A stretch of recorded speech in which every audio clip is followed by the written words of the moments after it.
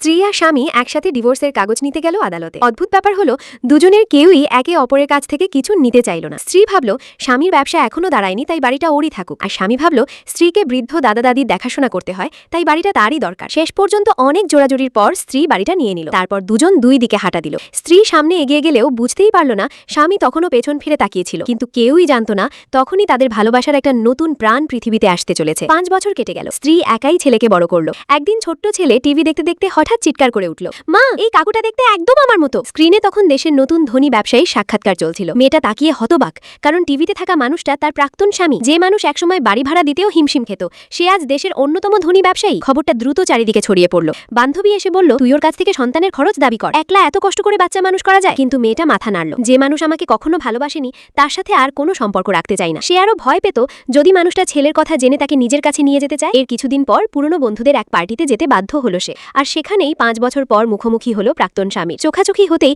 মেয়েটা অস্বস্তিতে ঘর ছেড়ে বেরিয়ে গেল, কিন্তু তাড়াহুড়োয় নিজের ব্যাগ ফেলে গেল ভেতরে। বন্ধুরা মজা করে আবার তাদের মিল করানোর চেষ্টা করতে মেয়েটা রেগে বলল, আমি কুকুরকে বিয়ে করব, তবুও ওকে না। দুর্ভাগ্যজনকভাবে ঠিক সেই সময় দরজার বাইরে দাঁড়িয়ে সব শুনে ফেলল লোকটা, কিন্তু আশ্চর্যের বিষয় সে একটুও রাগ করল না, বরং নিজেই গাড়ি করে তাকে বাড়ি পৌঁছে দিতে চাইল।